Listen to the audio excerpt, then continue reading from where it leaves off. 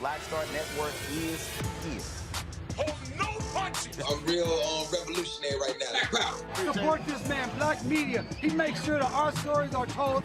Thank you for being the voice of Black America, Roland. Stay black. I love y'all. All momentum we have now, we have to keep this going. The video looks phenomenal. See, there's a difference between Black Star Network and Black-owned media and something like CNN. You can't be Black-owned media and be scared. It's time to be smart.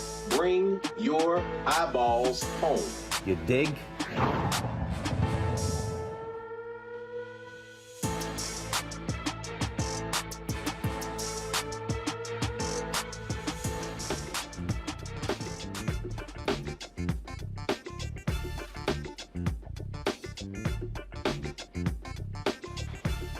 Today is Tuesday, August 30th, 2022. Coming up on Roland Martin Unfiltered, streaming live on the Black Star Network. A small town North Carolina mayor takes down a Confederate monument. Oh, white folks are pissed off, and the Klan is really upset, passing out leaflets in town. We'll talk to Mayor Mondo Robinson about what is happening in his city. Plus, the state has launched an investigation of that. Also, I have an update on the Duke BYU saga. Duke's United Black Athletes Executive Board, they issued a statement regarding the issue. We'll also talk about the latest drama with Florida A&M and the football team.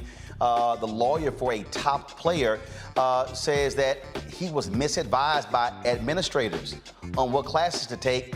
That's why he got a 4-game suspension from the NCAA. And band members of the Marching 100, they are pissed off, saying that they are being treated worse than the football team.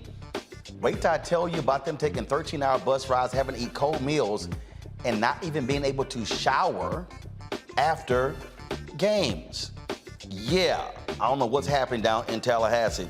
Also, on today's show, folks, Mississippi's largest city has a water crisis. Jackson, Mississippi residents are being advised not to drink the water that's coming from the governor. But why isn't the governor partnering with the mayor on this very issue? Yeah, we'll sit here and talk about that issue as well. Folks, a lot of things going to be covering here on Roland Martin Unfiltered. Gas prices is one of the issues as well. We talked to the Energy Secretary, Jennifer Granholm, about gas prices and what the Biden administration is trying to do when it comes to having clean energy in the United States. Plus, California Representative Khanna will be joining us to discuss President Biden's student loan debt relief and explain how his Midwest apology tour can save the Democratic Party. Let's unpack that, folks. In our marketplace segment, a black woman found a solution to what she calls overload bag syndrome. Yes, overload bag syndrome, creating a multifunctional designer bag. We'll show you that right here on the show. It's time to bring the funk on Roland Martin Unfiltered on the Black Star Network. Let's go. He's got it. Whatever the miss, he's on it. Whatever it is, he's got the scoop, the fact, the find. And when it breaks, he's right on time and it's rolling.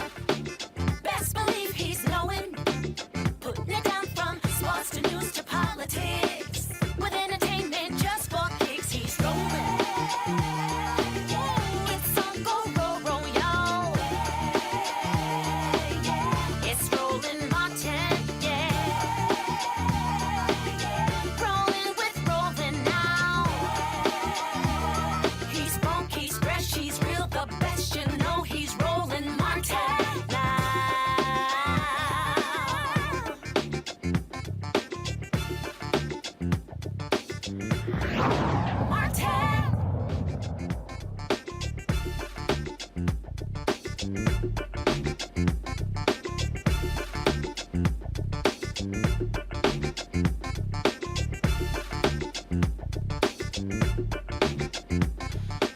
All right, folks, black mayors all across the country, they are sick and tired of Confederate monuments, and the mayor of Enfield, North Carolina, took down one of those monuments. Mondo Robinson said enough is enough. He replaced a white Republican mayor in that particular town in North Carolina. The decision to topple the 94-year-old monument on Sunday night was based on the best interest of the nearly 2,400 people who live in the city, 85% of them black.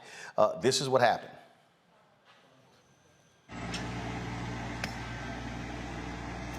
Yo,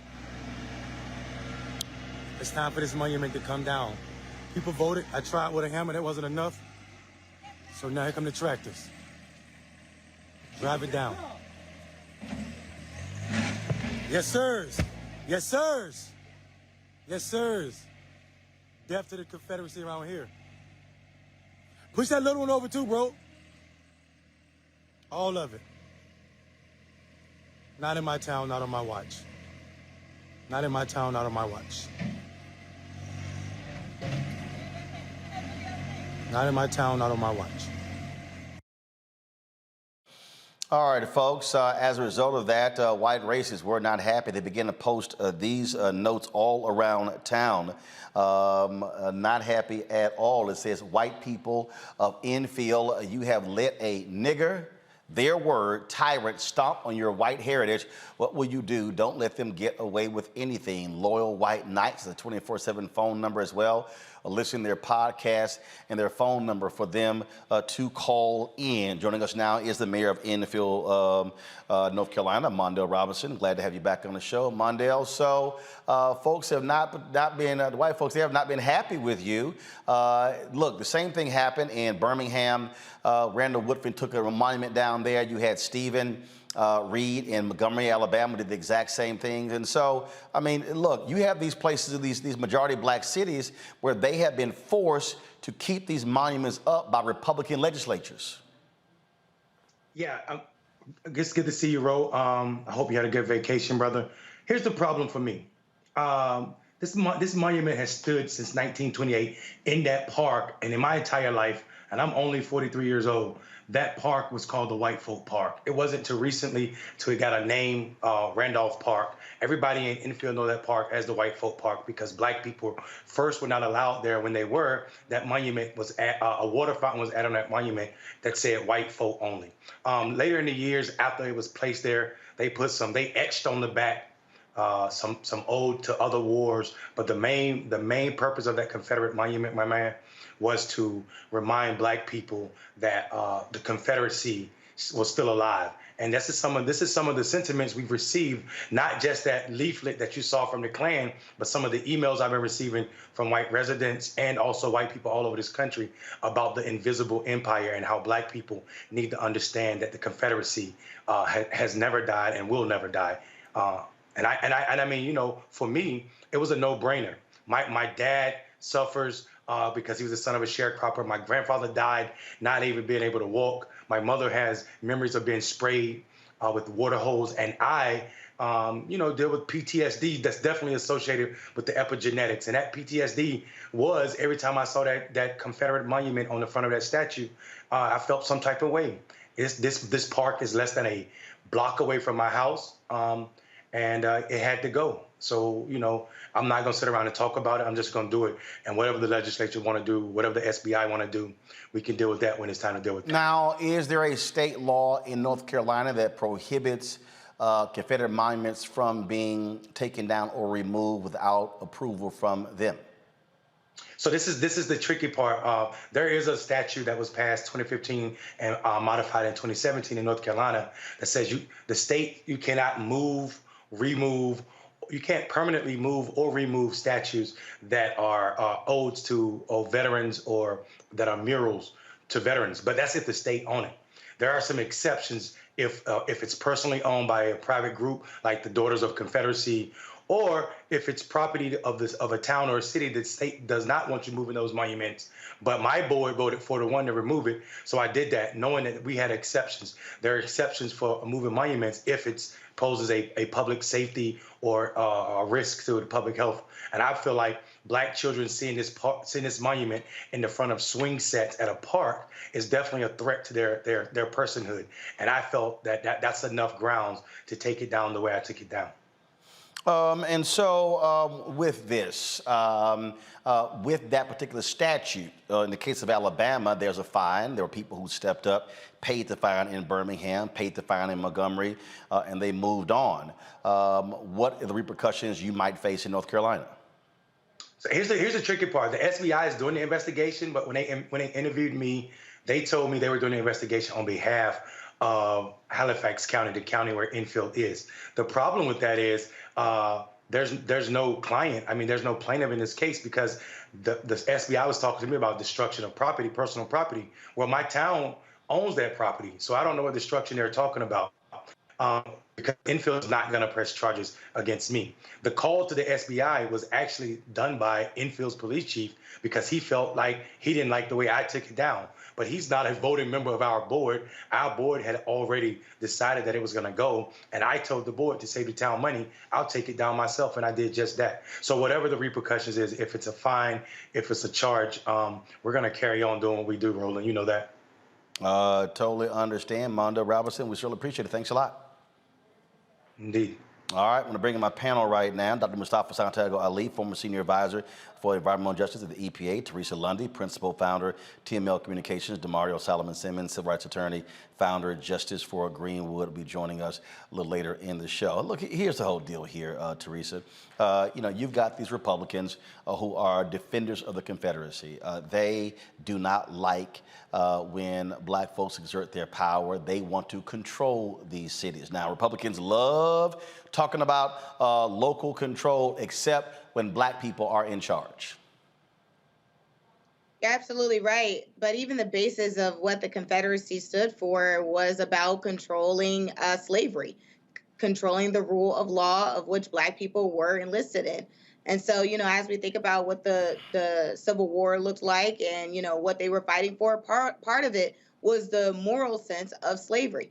And so now it's modern day slavery in the midst of having these elected officials still trying to control African Americans, our funding.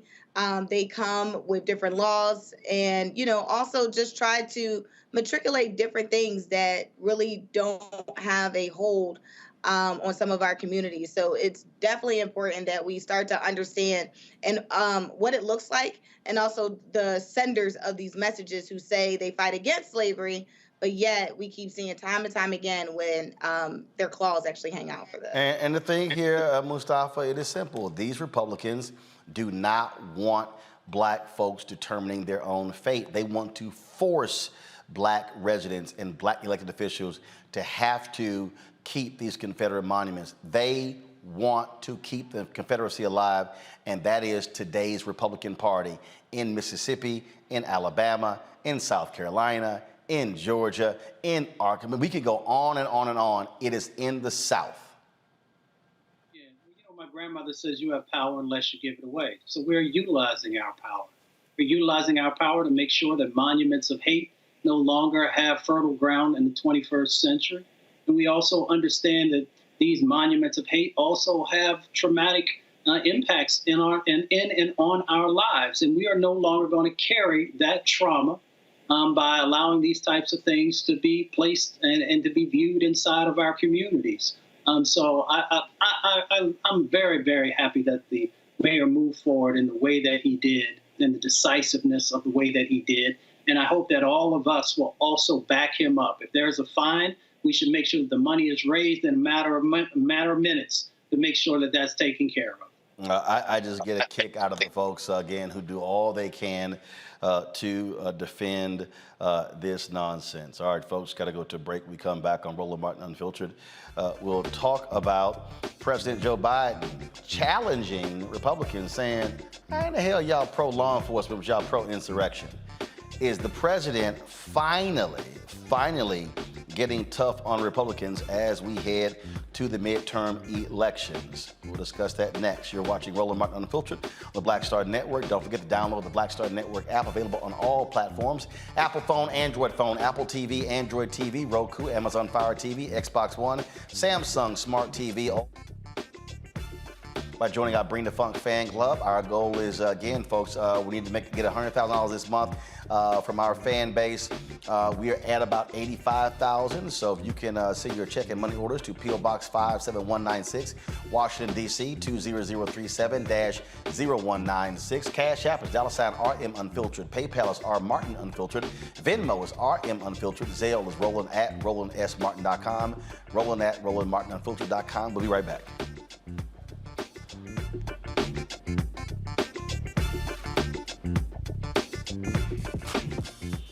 When we invest in ourselves, our glow, our vision, our vibe, we all shine.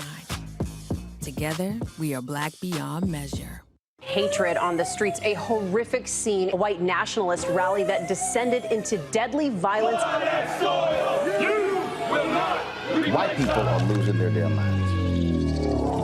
As an angry pro-Trump mob storms the U.S. Capitol, we've seen We're about to see the rise of what I call white minority resistance.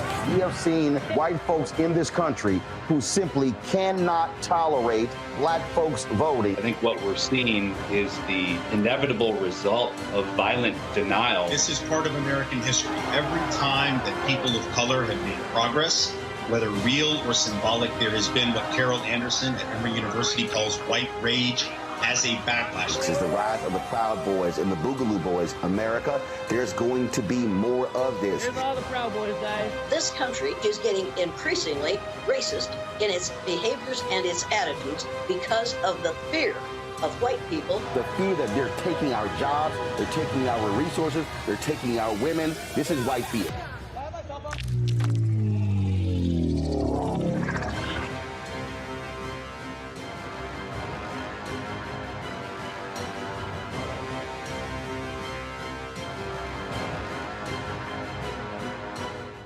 When we invest in ourselves, we all shine. Together, we are Black beyond measure. Pull up a chair, take your seat. The Black Tape with me, Dr. Greg Carr, here on the Black Star Network. Every week, we'll take a deeper dive into the world we're living in. Join the conversation only on the Black Star Network. Peace and love, everybody. I'm Purple Wonder Love. Hey, I'm Donnie Simpson. What's up? I'm Lance Gross, and you're watching Roland Martin Unfiltered.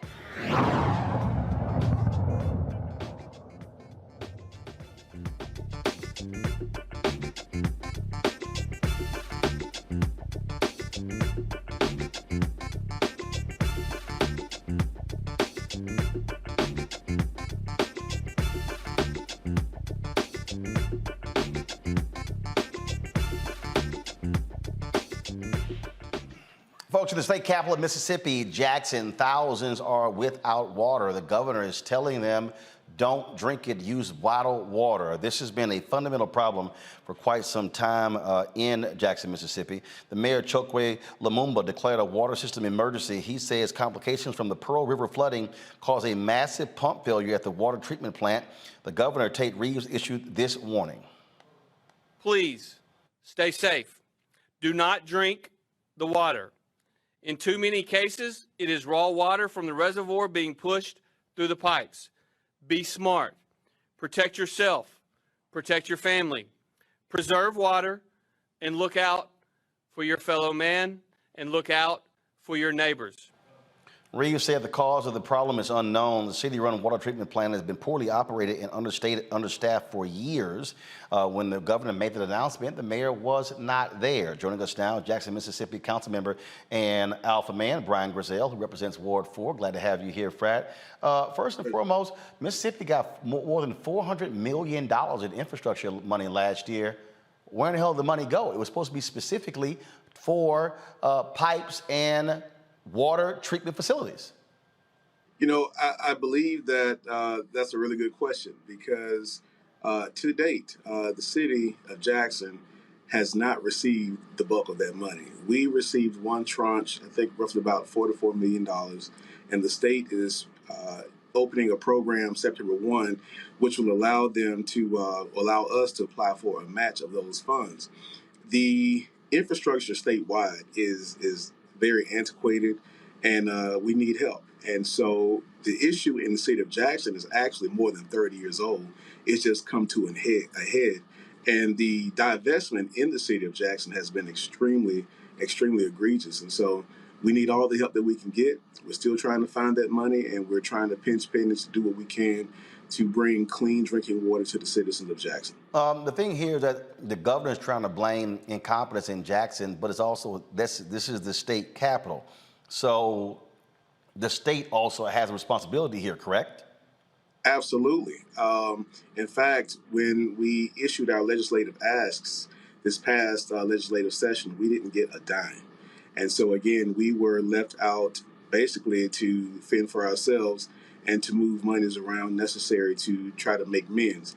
Our water treatment system, again, it's It's one of the most unique ones in the country. We have a conventional system, and then there's another system that actually most people aren't even certified in working with. And so we're trying to do what we can to make sure that we can kind of mend fences here and work with the state and also the federal legislation. I know Senator Wicker has put some interest in. He's been committed to helping us, and we're trying to secure the funds necessary.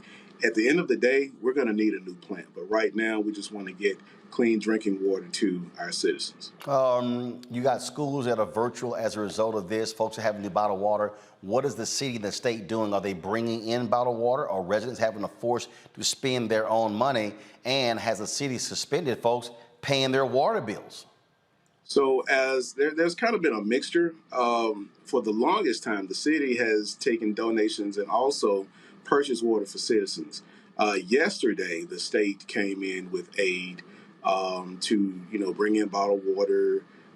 The Corps of Engineers have also come in with non-potable water to actually help mitigate some of the stresses of having drinking water. But for the longest time, the city has been doing that. Now, in terms of paying the water bills, so part of our issue was that the city stopped cutoff years ago, which is why we have a deficit in our enterprise fund. Well, now, hold on. When you say stop cutoff, meaning if people who owed their water bills, the city would not cut their water off. Correct. So that was another issue. And how first, it's so like in perpetuity. So somebody could literally not pay their water bill for 6 months and the city still wouldn't turn the water off? Actually, I know someone who we've been trying to work with who hasn't paid their bill in 7 years. Whoa, 7 years? Yes. And so as a result, we have a $27 million deficit. But we are working through that. We are starting to recover our enterprise. We have new meters in place. And of course, Roland, that is a totally separate issue that we can definitely discuss because it helped to get us to the point here. Well, I mean, I'm just trying to understand, though. I mean, $27 million deficit is significant. I mean, I get if you're a month or two behind, but damn, 7 years? Yeah, it's a decision that I wouldn't agree with. This is my first year in office. Well, I'm wrapping up my first year in office, but it's a business decision that I wouldn't necessarily agree with. But let's keep in mind too that the issue at hand is a $1 billion problem. So that $27 million wouldn't even be a drop in the hat with this $1 billion issue. Okay, now when you say it's a $1 billion problem, what does that mean? That in order to completely overhaul the water treatment facility in Jackson, Mississippi, you're saying the cost would be around $1 billion? At least $1 billion, and that's for a plant. But to actually overhaul completely, it may be even closer to $2 billion. For one plant? We have 2 plants in the city. Okay. Got it. And obviously, you're dealing with one of the poorest states in the country. Yeah. Absolutely. And Jackson, the people here, we're very resilient. We've always had to figure out ways to fend for ourselves because of the level of divestment that has taken place. We are the capital city of Mississippi, and we've always had to fight to remind people that this is the capital city of Mississippi. We have 8 major universities here. We have the state's #1 level 1 trauma center here. The teaching hospitals are here. Everyone comes here for health care, and they come here to learn. And we have one of the largest school districts in the state of Mississippi right here in the city of Jackson.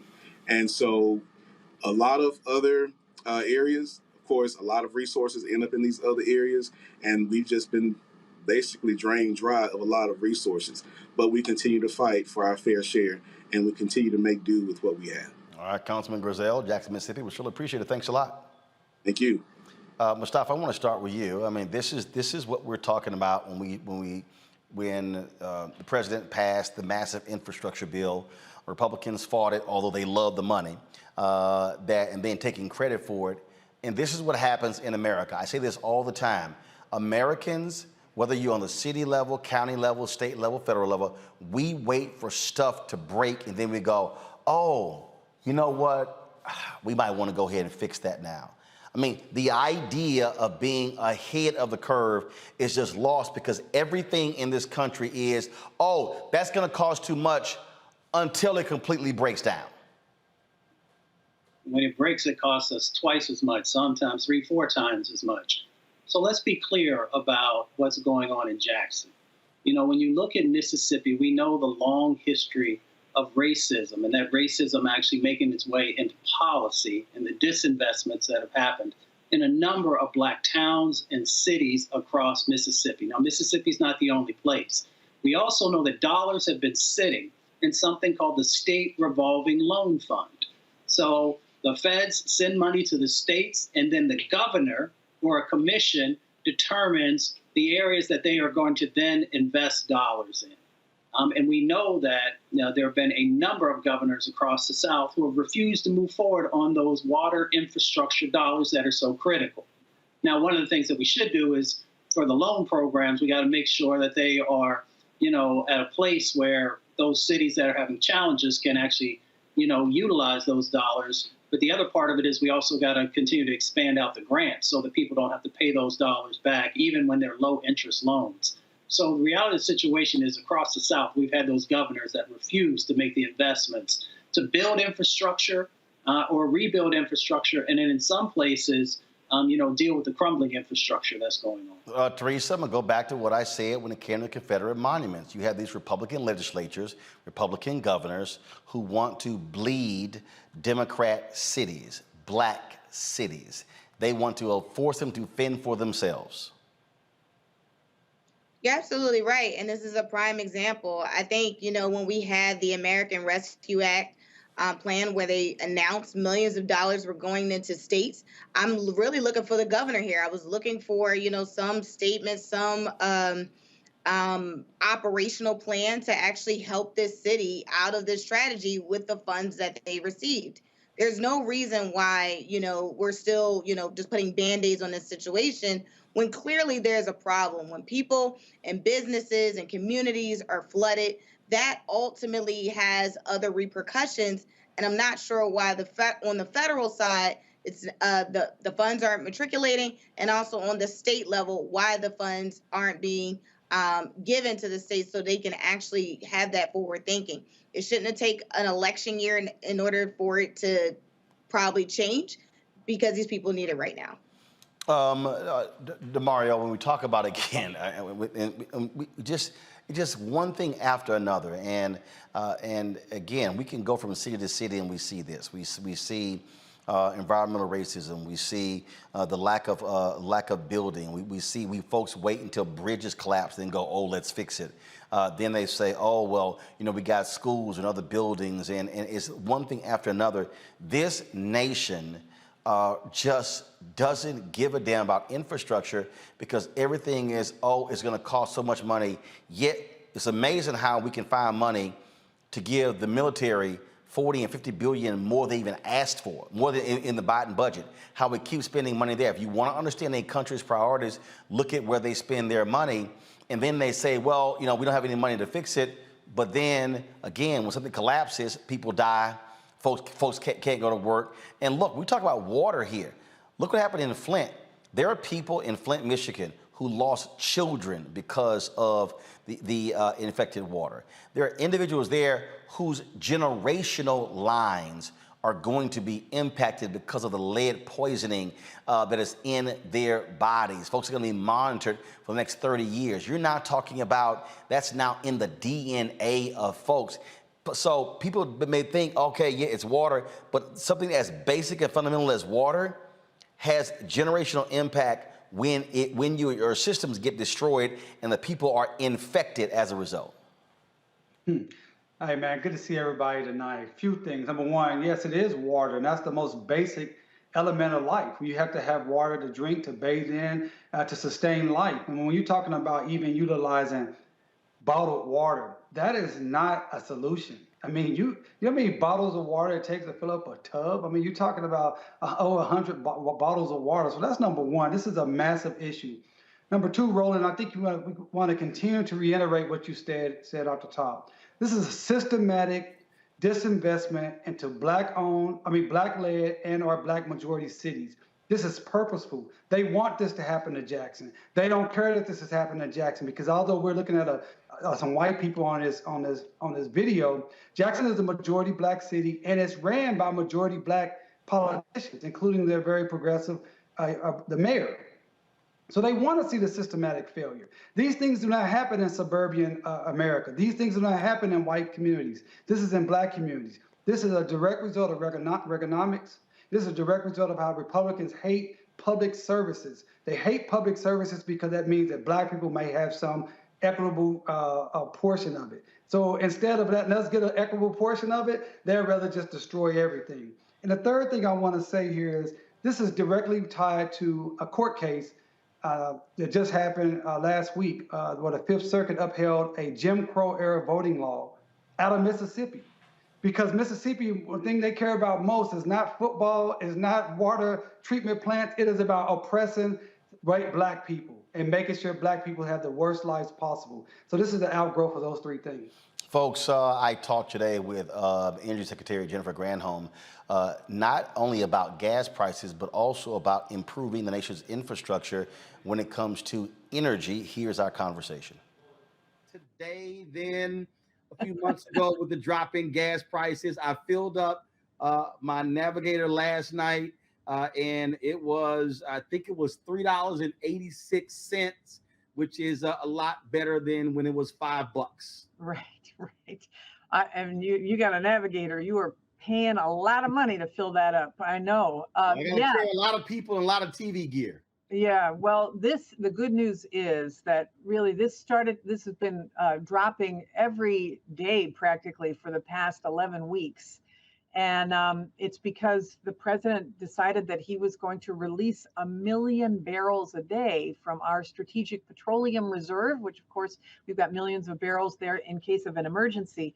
And in this case, the emergency was not just that prices were going up. Of course, that is an emergency for many people, but it was due to the fact that Putin invaded Ukraine, and that because Russia is a huge exporter of oil, and gasoline comes from oil, and oil is traded on a global market, and all those millions of barrels that were pulled off that because of that invasion, the president said, we've got to fill up that hole that was left by not having those Russian barrels of oil. So he releases 1 million barrels a day, still happening, from the Strategic Petroleum Reserve, and called upon our oil and gas companies to also increase production as well as international ones. So we're starting to see it balance out now.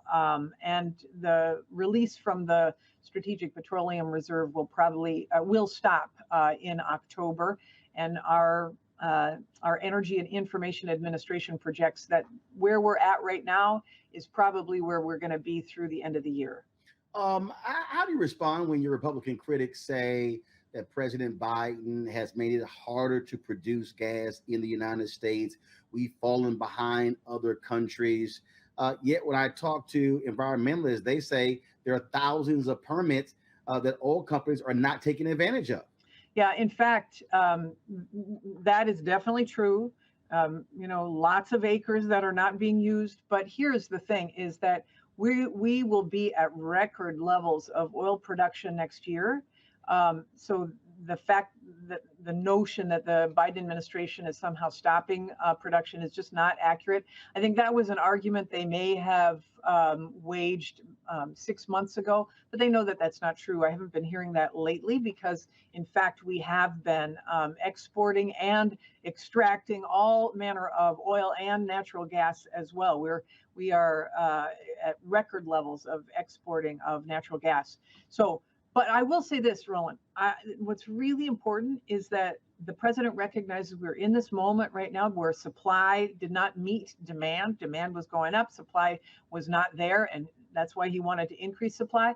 But ultimately, it demonstrates that we have to move to clean, reliable energy. And that's why he's really put a big emphasis on moving in that direction so that we can, plug in electric vehicles and have solar panels and all of that, and to bring down the prices of all of those so that everyday citizens can take advantage of it. That's really what the Inflation Reduction Act is all about, is making products accessible to people so that they don't have to pay as much for fuel. I'm glad you mentioned that when we talked about renewable energy. I was looking at this tweet from conservative radio host, Eric Erickson. He was complaining about how he had to drive back and forth long distances and said, we're not ready for electrical vehicles. And I responded to him. I said, well, Republicans would get the hell out of the way. We wouldn't have the problem. I said the solar panel industry was an American invention. They ripped President Jimmy Carter when he put solar panels on top of the White House. Now China is a leader. I said, well, if Americans had embraced solar panels, we would not be behind China. We talk about the power grid in this country. It greatly needs to be upgraded. It's amazing to me the number of people who don't understand, well, if you block the ability to move forward with electric powered vehicles, you don't put enough power stations out in the country, then you're always going to be running from behind. Right. And this is what's so great about this Inflation Reduction Act is that it incentivizes the building of solar panels in the United States. Solar, by the way, is the cheapest form of energy in most places. As you can imagine, it's just the sun beaming energy at us all the time, and we can capture it, harness it. You can plug in an electric vehicle and you have solar panels. You know what? You pay the equivalent of about $1 per gallon to drive an electric vehicle versus driving a regular gas-powered vehicle. And the Inflation Reduction Act doesn't just incentivize solar panels. It incentivizes the making of electric vehicles in the United States. It incentivizes the making of wind turbines and all of the parts for wind turbines and the batteries for electric vehicles. It creates a whole clean energy industry in the U.S., which ultimately will make us more energy secure and not have to rely so much on the volatility that is coming from imported or fossil fuels. So what's really exciting to me is that the president has said, no more are we going to stand by and let China take these manufacturing jobs. We're going to bring them back to the United States. We're going to put people to work and we're going to give people cheaper energy. And that's a really great thing. And that on that point, that's what I'm just terribly confused by when I listen to critics. You're talking about, well, if we produce our own solar panels, that's jobs. If we're producing power stations, that's American jobs. If we're upgrading our grid, that's job. I'm just trying to understand, why is it has to be either or? Oh, fossil fuels, but we can't do what they call green, when in fact it actually helps us in the long run and it helps us economically. Absolutely. It totally helps us economically. In fact, this market for these clean energy products is going to be $23 trillion globally by 2030. And so we can allow other countries to have it as their strategic plan to go get their corner of that market, or we can say, no, we're going to make the stuff that makes us energy independent. We'll stamp it made in America. We can use it here. We can export it as an opportunity for businesses across the country. It's so great. And part of the Inflation Reduction Act too, Roland, is that it incentivizes the location of these manufacturing facilities in communities that may need economic opportunity. And that's really exciting as well. So we're the incentivizing of installing solar panels is 30% tax credit if somebody wants to get some solar panels on the roof. If they live in a disadvantaged community, it's 40% off. If they live in subsidized housing, it's 50% off. There's money to weatherize and retrofit your home. If you fall under a certain income level, you can get your whole home weatherized for free, including energy efficient appliances and new windows and insulation. And if you are above that income threshold, and in the United States on average, it's about $55,000 income for a family of 4.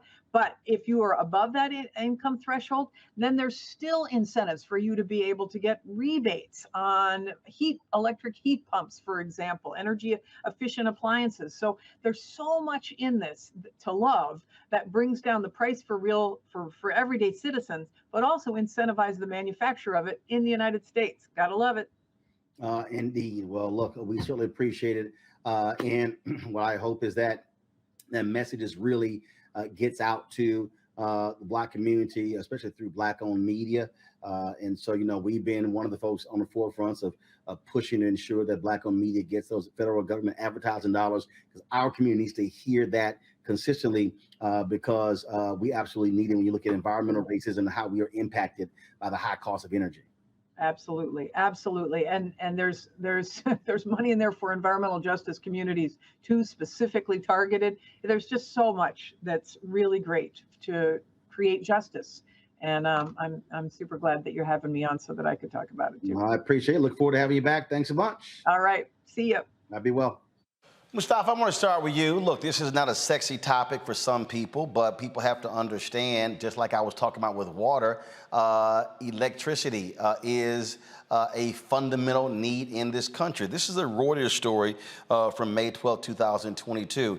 Creaky U.S. power grid threatens progress on renewables EVs. What this article lays out is that we have a fundamental problem in this country. It's going to take $2 trillion to upgrade it. Here's what is interesting here. Look at this paragraph.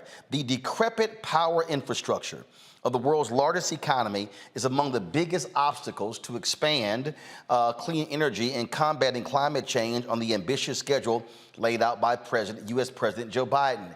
This nation loves to talk about how advanced we are, how far ahead we are, how we are the greatest country that God has ever created and all of that.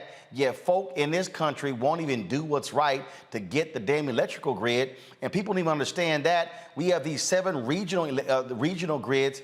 We lose most of the power being transmitted because the grid sucks. Yeah, exactly. Well, we saw what happened in Texas, right? And we saw when the infrastructure has been put in place and bad sets of actions. Well, first of all, in Texas, they chose not to be a part of the U.S. grid. They chose to have their own, and that was a dumbass decision by Governor Greg Abbott, which is one of the reasons why he should be thrown out of office. Yeah, exactly. And that's what I was going to highlight. But, you know, we've got an opportunity now through the Inflation Reduction Act, through the bipartisan infrastructure bill, and a couple of other pieces of legislation that's out there that we can begin to rebuild this grid, which is going to be so critical. It's critical for our communities also because when we have these crazy spikes, as Secretary Granholm talked about, you know, we pay 3 to 4 times more for our energy cost in many instances than white brothers and sisters do. So that, you know, exacerbates the black-white wealth gap that exists inside of our country. So as we begin to make sure that these elements are in place, we can also begin to address some of the impacts that are causing poverty in our communities and a number of other dynamics. The other part of it is, and that's why I love coming on our show every Tuesday when we talk about Black entrepreneurship. I continue to travel around the country and get people to understand that when we are talking about $1 trillion industry, there are huge sets of opportunities for us to start our own businesses. There's nothing wrong with being an employee, but it's time for us to really understand how wealth is built. And if we've got $1 trillion sets of opportunities in front of us, then we need to make sure that we're getting a piece of that pie, if you will. You know, it's interesting, Teresa, when you listen to folks talk about, oh, what China's doing. Perfect example, China has built some 24,000 miles of high-speed rail. And folks go, you know, we got to compete with China. Well, first of all, they're a communist country. So ain't no such thing as rules. Go back to the Reuters article. Read this here. Actually, it is true. Read this here. No. Listen, Omega, listen. It says right here. The federal government, however, lacks the authority to push through the massive grid expansion and modernization needed to withstand wilder weather and accommodate EVs and renewable power. Under the current regulatory regime, the needed infrastructure investments are instead controlled by a Byzantine web of local, state, and regional regulators who have strong political incentives to hold down spending, according to Reuters interviews with grid operators, federal and state regulators, and executives from utilities and construction firms. So when I listen to folk talk about how China is so far ahead, China doesn't have to worry about local, state, and federal regulation. They just decide, we're building it. They don't worry about it. Look, they got the ultimate eminent domain. But what we're still dealing with here, this is a perfect example where you have this push for electric vehicles, which is going to cause a demand for more power, but you got a grid that sucks. We have power outages that have greatly increased over the past decade, and you do not have the political will to do it. Now, you saw how Republicans attacked the Green New Deal, and they call this socialism and everything else in the world. They would prefer to stick with the oil and gas industry, fossil fuels, change nothing, and we don't want to spend any money right now, and let's wait till this whole thing blows up and then go, maybe we should fix the problem. Yeah, and part of it is because we have a lot of seasoned politicians who are not willing to change and look beyond the current state of the situation that they're representing. And so, we have a lot of folks that's talking about the Green New Deal, that's talking about, the $1 billion investment that we can actually invest in energy, sufficient utilities. But yet, there is no forward thinking. So I think part of the solution could be is that, Biden, and I think this is a really good opportunity for Kamala to really, just walk the legislations, Kamala Harris. Or the vice president. Our vice president, yes, Vice President Harris, to really, guide some of the initiatives that they've already passed. I think if they do that, it really would give cities and states a real opportunity to kind of, start to rethink their best practices and forms so we can actually figure out, what the path looks like in the next 20 years, because in the next 5 years, we don't know. I mean, look, one of the things that you have, happening right now, look, California is going to outlaw gas vehicles. Again, though, that's great, but you have to keep up with electric vehicle power stations. The Wall Street Journal had an article about a month or so ago, Mario, that was actually frightening, where a journalist and a friend of hers, they took a cross-country trip from New Orleans to Illinois, and they detailed the biggest problem they had. Some stations, it charged faster than others. The cost, they couldn't find stations. They said there was not a single electrical vehicle power station in the city of New Orleans. Not one. And so if we're talking about moving to this, you're going to have to, making the cars is one thing, but having the system in place to be able to handle that. If you're driving from, one state to the other, you got to be able to do it. And one of the things that this article details, the long waits they had to go through just to recharge. That ain't gonna do it for a lot of people. Well, I think we have to just be real honest about what this country is about. As my good friend Rezima talks about, the organizing principle of America is the plantation. And the plantation was to maximize profits. And that's what this is about. This is about maximizing the profits of the oil and gas industry. So of course, they're going to continue to fight anything to look forward, anything for electrical vehicles, until they have the opportunity to most likely profit off of it. And that is our fundamental issue here. And we have to be clear and concise with our discussions to our people and others who want to move this country forward in a different direction. Even the secretary that was talking, when she was talking about we have the most people drilling for oil and gas at this time, that's not a good thing. We don't need to be having that. When she talked about the president, bringing down oil and gas prices, well, let's be honest with people. The president does not set oil and gas prices. Oil is an international commodity. So I just, we have a lot of kind of I don't want to say disinformation, but not full explaining of what's going on here. In a capitalistic society, which America is, profit is the motivating factor. Until that changes, we will never have the type of changes that we need that's best for people, everyday people, and for generations of people. And that is the issue we must be very clear on. Well, Mustafa, then if that's the case, not damn thing's going to get done. You are very much involved in the environmental arena. What has to happen in the next 1 year, 2 years, 5 years? We got to get focused on the midterms that are coming up. We got to make sure that we are electing candidates who are pro-climate, who are also pro-environmental justice, and are willing to stand the line. The reason for that is that, the fossil fuel industry gets about a $20 billion a year subsidy. And then they take those dollars, they utilize some of them, but a lot of that goes back into politics. And that's the reason that you've seen many of these politicians taking these hardline stances that they have, even when the science tells them that we have to make these moves. And even when they open up their windows or look out their doors, these climate crises that are going on. So we should be very clear about how big money is playing a role in what's going on. We should also be very clear that when you talked about the EV charging stations, that there have been dollars that are inside these bills to actually make sure that we are building out that grid of EV charging stations across the country, and also taking into consideration that everybody doesn't own their home, so that we've got to make sure that if someone's living in an apartment building or something like that, that there's also these opportunities to build out the network of charging stations. And I'll just leave you with this, Roland. You just filled up the Navigator, I believe it is, this past weekend. I just charged up my ride. It was $12.57. Wow.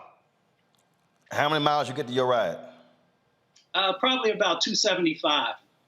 So it cost me, I think, 110 for 513 miles. But again, if moving to that, it's going to require, what happens when you run out? You got to be able, that's what I'm saying. And you've got to have political leaders understand, if you're moving to a new system, you got to put the infrastructure in place. And the thing that cracks me up, Teresa, with these people, they act as if we didn't like, to Mustafa's point, the subsidies they get every single year. I mean, I love it how folk go, let companies, let the free marketplace do it. That shit ain't free. We pay for a lot of the free marketplace in this country. We did. And so part of that, free sponsorship, what taxpayers are paying for, is we have to also understand where those dollars and cents are going, and the effect that it has and how long it lasts. So there are many questions that, allow us to make these decisions. I know myself, I thought about, do I stay with gas or do I go to electric? Well, I'm okay with gas right now, but I need to see a little bit more incentive for me to change over. And part of that is the grid, so part of it is other incentives that I think that will be trickling down on the federal level side. But it just needs to also be communicated better in the state on what they plan on doing and how many stations they plan on having. So I think if we're looking at a shorter scope, is better communication for how this rollout is going to be. And then some of those dollars that's within some of those legislative bills, how are they going to particularly affect the state that we reside? Indeed. All right, folks, going to go to a quick break. We come back. An update on the fiasco that took place at Brigham Young University with the Duke volleyball team as well as the BYU volleyball team, and racial insults being hurled at one of Duke's only black starter. You're watching Roland Martin Unfiltered on the Black Star Network.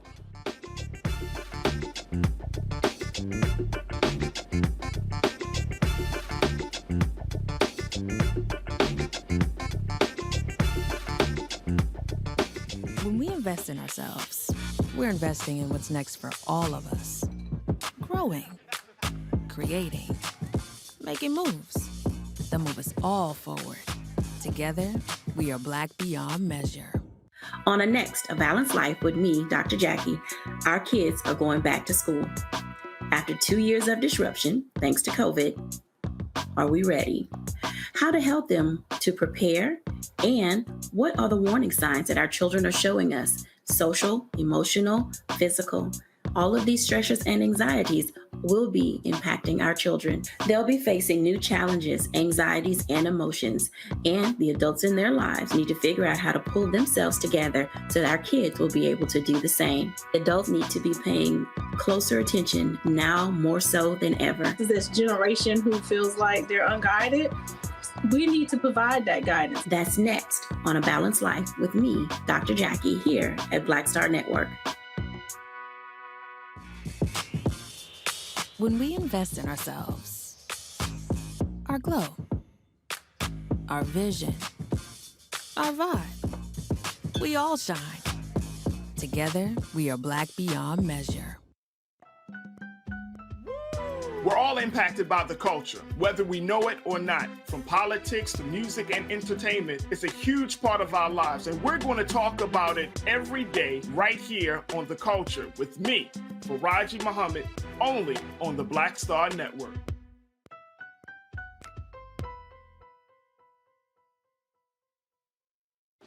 Hey, I'm Antonique Smith. Hello, everyone. It's Kiara Sheard. Hey, I'm Taj. I'm Coco. And I'm Lily. And we're SWV. What's up, y'all? It's Ryan Destiny, and you're watching Roland Martin Unfiltered.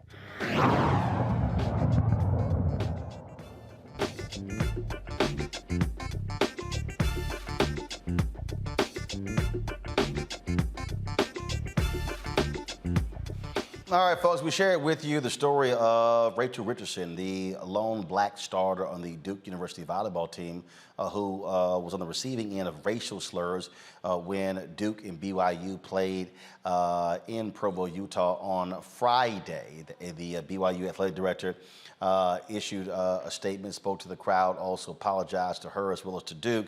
Now the Duke United Black Athletes Executive Board, they also released their own statement with regards to what took place. This is what they had to say. Duke United Black Athletes is aware of the heinous incident that took place on Friday, August 26th at the Duke versus BYU women's volleyball game. For those unaware, black student athletes were repeatedly called racial slurs throughout the match. As an organization, we acknowledge the role that both Duke and BYU played in allowing this to take place. While we understand universities cannot control fans, we are disappointed in the lack of immediate action from both institutions. After learning about the incident, reflecting and discussing, we feel that it is of utmost importance to express our support and solidarity with this student athlete. It is disheartening, to say the least, that black student athletes continue to experience these traumatic events. UBA's next step is to assist athletic departments with putting policies in place that offer better guidance and solutions for how to prevent situations like this from happening and or escalating, starting with Duke. Unfortunately, policies are not and will never be enough. UBA encourages doing the work and staying educated to actively be an anti-racist and aid in creating comfortable spaces and environments for everyone in and out of athletics, signed by the Duke United Black Athletes Executive Board. Demario, I found it interesting. Is it me? Are civil rights groups kind of quiet? Yeah. Or is that just me? I haven't really seen a lot of civil rights groups. I've seen civil rights leaders participate in this. You know, the thing about this, I want to just say to people, if you find yourself in this position where you have been attacked with violence, remember, when the N-word is projected towards a black person, that is violence. And in that situation, that young lady was unprotected by her school, by her teammates, and by the opposing party. What needs to happen in this situation, if you find yourself, those who are listening, all of our audience members, number one, resist the urge to try to prove your humanity to the ignorant white person that's heaping violence upon you. You do not have a duty to prove how nice you are. You do not have to say, hey, I want to prove to you I'm a nice person and talk to them about what would Jesus do and all that stuff. This person is proven to be a racist and a violent one at that, to spew the N-word towards you. Number two, if you're in an educational setting, you need to file a Title VI complaint with the Department of Education. Number three, you should file a police report, because at minimum, it's intentional infliction of emotional distress, but it's also an assault. Assault is when someone puts you in imminent apprehension of fear of bodily harm. If somebody, a white person in public, is calling you the N-word, you are in bodily danger, and you should report that as a crime that it is. And then fourthly, you should seek an attorney in your area to sue this individual or that institution. This is outrageous. We cannot stand for it in any situation. Duke, BYU, and all of those who participated need to have dire consequences. I mean, I just don't quite understand, Teresa. I'm looking, go to my iPad. I'm looking at the NAACP Twitter feed. I see a post last night about Serena's daughter watching her play. I literally don't see a single post from the NAACP regarding what took place with this student at BYU. What the hell? You know, I've been really disappointed as a member of the NAACP. The silence that has happened, you know, I think we've seen a lot from some of our civic organizations during George Floyd, maybe a year after that. And after that, it's just been silence. When there has been crimes committed against young people in particular, but also athletes. And when we need help, it seems like, you know, it's unfortunately individuals have to contact an attorney, Benjamin Crump and some of the rest of the national individuals who can garner some of the attention to those issues. in order to get support. And that's not what some of these organizations were formed are about. And so we really need to, hold them accountable to make sure they're getting back to basics, to make sure they're looking into these issues and their situations, that they're putting out statements of support. No longer, I think we can, just kind of be silent, especially in the climate that we're in and the bills that are being passed. So I'm hoping that our civic organizations, especially since we have Congressional Black Caucus and a few other things that's coming up this year, that we take a real strong heed to some of the actions that we're doing and actually change them. I'm sitting here and I'm still looking at the reaction that took place. Rachel Richardson, she appeared on Good Morning America as well as on ESPN as well. And bottom line is a strong young lady, but folks need to protect folks like her. Look, look what happened when it was the athletic team that was pulled over. Were they a volleyball team too? I can't remember, in Georgia by the state troopers and on total BS charges. And so we see what happens even when our students, athletes, Mustafa, are just doing the right thing. They still are being subjected to racism in 2022. Man, I know this all too well. So first of all, the apology from BYU seemed very, very empty to me. It seemed very hollow. It was like something that they had to do. And I'd be curious about what their follow-up actions are. But I remember when I was an athlete in college, we had just got done participating in the Dogwood Relays in Tennessee. Everybody was excited about how, we had done. We were getting on our bus. And then, of course, there were people across the street who yelled out the N-word. And, of course, a bunch of us took off running after them. And then our coach grabbed us and pulled us back. And then there was this silence that was on the bus for the long, long bus ride. When we got back, coach didn't say anything about it. The athletic director didn't say anything about it. And we just had to carry that trauma. So in 2021, in 2022, in 2023, student athletes should not have to carry this trauma. Folks should be rallying around them. Folks should also be calling for accountability. And also, I wish that when I was a student athlete that I knew somebody like DeMario or Ben or a number of these other folks who could have given us counsel about the things that we could do. So it's time for us to no longer just accept these types of behaviors and actions from folks, because it just continues to grow when we don't address it both civilly and criminally. Indeed. All right, folks. Going to a break. We come back. We'll talk with California Congressman Khanna, talking about his apology tour in the Midwest. I got to ask him, why Democrats apologizing? You're watching Roland Martin Unfiltered on the Black Star Network. Don't forget to download the Black Star Network app. First of all, before we do that, YouTube and Facebook. What the hell y'all waiting on? Hit the like button. It don't make any sense. More than 2,000 of y'all sitting here live on various platforms, and we got 545 likes. Seriously, hit the button. It ain't that hard. When we come back, we should be at 1,000. All right, download the Black Star Network app, Apple phone, Android phone, Apple TV, Android TV, Roku, Amazon Fire TV, Xbox One, Samsung Smart TV. Also, join our Bring the Funk fan club. Your dollars make it possible for us to do what we do. Send a check and money order to P.O. Box 57196, Washington, D.C., 20037-0196. Cash App is $RM Unfiltered. PayPal is R Martin Unfiltered. Venmo is RM Unfiltered. Zelle, Roland at RolandSMartin.com, Roland at RolandMartinUnfiltered.com.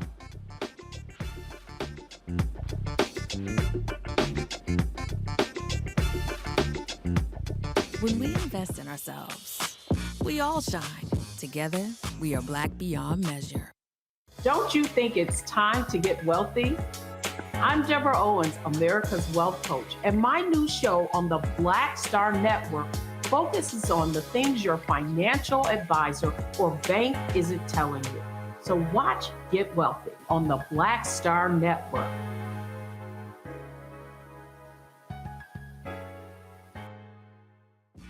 When we invest in ourselves, we're investing in what's next for all of us. Growing, creating, making moves that move us all forward. Together, we are black beyond measure.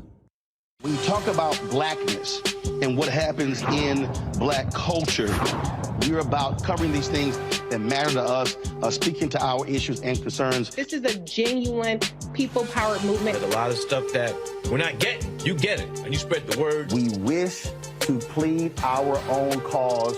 Too long have others spoken for us. We cannot tell our own story if we can't pay for it. This is about covering us. Invest in black-owned media. Your dollars matter. We don't have to keep asking them to cover our stuff. So please support us in what we do, folks. We want to hit 2,000 people, $50 this month, raise $100,000. We're behind $100,000, so we want to hit that. Y'all money makes this possible. Checks and money orders go to P.O. Box 57196, Washington, D.C. 20037-0196. The Cash App is $RM Unfiltered. PayPal is rmartin Unfiltered. Venmo is RM Unfiltered. Zelle is roland@rolandsmartin.com. This is Judge Mathis. What's going on, everybody? It's your boy, Mac Wild. Hey, what's up, y'all? It's your boy, Jacob Lattimore, and you're now watching Roland Martin right now.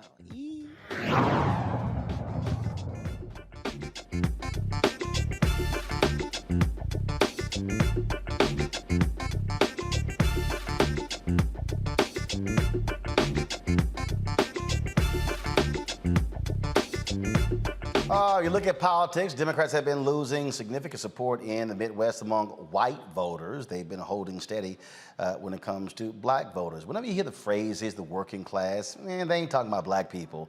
They're typically talking about white workers. When you look at what's happening in Ohio, look at what's happening in Wisconsin, Michigan, Pennsylvania, those places, Democrats, since Ronald Reagan, have been losing those white, blue-collar voters. But the question is, why? Well, Congressman Ro Khanna, California, is also the author of a new book. Let me give you the book here, folks. His book is called Dignity in a Digital Age, Making Tech Work for All of Us. He's been on an apology tour, hoping to save the Democratic Party. So, Congressman, I'm glad to have you back on the show. What's the point of the apology? What's the apology tour? I wouldn't have called it an apology tour. I called it a new economic patriotism tour. I don't think we have to apologize. I think Ronald Reagan has to apologize for offshoring a lot of our production and a lot of jobs. And by the way, that didn't just hurt the white working class. As you know, that hurt black communities. A lot of the worst consequences were the Black South, were places like Chicago, places like Milwaukee, Wisconsin. And this president is bringing back manufacturing jobs. He's delivering on what Donald Trump promised. And I was out there talking about how we're now making semiconductors in America, how we're going to start to make solar panels in America, and how the party can rebring these manufacturing jobs to places where they left. This is one of the things that, this recurring theme, we saw this at the 2016 election. Michael Moore was on MSNBC constantly talking about how we need to listen to these people who live in these towns. And I'll be honest with you, Congressman, I don't want to listen to them.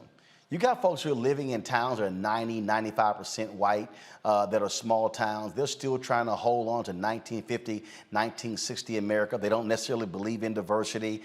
They whine and complain about what's happening on the coast, yet the reality is what's happening in urban centers is paying for the folks who live in those areas. And so I dare say, if you have these rural areas, these areas in the Midwest that are lily white like they used to, they're the problem because they frankly haven't kept up with the changing America.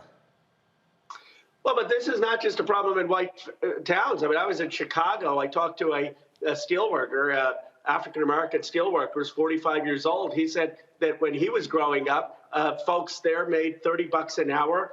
Now many of his friends are working in warehouses because all the steel has left. And Bill Spriggs, who's an economist for AFL-CIO, has a great report how the loss of manufacturing jobs actually had the worst effect on the black community. And that's because the transition was the hardest given the racism for African Americans. So I actually think an agenda to rebuild America, to build new generation manufacturing, can appeal to both black voters and white working class voters. It doesn't have to be one or the other. So with regards to that, in terms of, so the conversations you're having, what are those conversations looking like? Because what is interesting is when I look at a lot of these places, they're getting screwed by the other party, but they're penalizing Democrats who are actually trying to help them. It is as if many of these people are voting against their own economic interest. Well, look, I think that obviously the neoliberalism that started with Reagan was the cause of it. But we have not done enough in this country to keep production here. I think we let too many of our jobs go offshore to China. We had this view that production didn't matter. We don't make masks in America again. We don't make baby formula in America. We don't make antibiotics in America. And I think the Democratic Party, you're right, actually has a vision of how we make things. The irony is I was saying that, and they said, well, wasn't Make It in America a Donald Trump thing? I said, no, it was actually an FDR thing. And then, of course, it was Lyndon Johnson who made sure that the FDR vision was inclusive to Black Americans, because the original New Deal, as you know, was not inclusive. So we as a party need to remind people that we're the ones that built the productive capacity of America and that we can rebuild it now, which is what this president is doing. Well, one of the things that we also are seeing, I'm going to ask you this question before I go to my panel, we are seeing a renewed focus on labor unions. For the longest, they were being chastised, criticized, losing significant support. That was a major Supreme Court case that many folks, even in the labor industry, thought was going to be their death knell. And I remember talking to Lee Saunders of AFSCME, one of the original partners of this show, and what he said to me was, he said, we got to get back to basics and explain to people exactly who we are. Folks, if you go to my iPad, this is what they put out. Gallup's, it says 71% of Americans now approve of labor unions. I think what you're seeing is you saw since Reagan this attack on labor unions as being bad for America. Now people realize, guess what? You got played. You've been screwed by corporations. They're sitting on billions upon billions of dollars of cash, forcing high productivity, not paying folks fair wages, and now they are seeing the results of that. And so you're seeing Starbucks employees, Amazon employees, and others, folks who are in these states who are saying we need unions to protect us. You're absolutely right. I think it's one of the most hopeful things happening in America, the unionization at Starbucks, at Amazon, at Chipotle. I'm leading an effort in California to have fast food workers organized. It passed in the legislature, and now it's going to the governor's desk. It would allow the fast food workers to finally have a voice on what they're being paid. And Roland, one of the points with manufacturing jobs, the only reason they were good-paying jobs is because of unions. The unions actually fought to make those good-paying jobs. So I completely agree that we need to stand up for unions, strengthen unions. Our president has done that. I mean, unfortunately, the PRO Act passed the House, hasn't passed the Senate. But whatever we can do to strengthen unions and increase bargaining power will help workers across the country. Questions from my panel. I'll start with you, Teresa. Yes, well, thank you so much for bringing the clarity to the forefront. So is there something that we could do at home to kind of, make sure this doesn't happen again?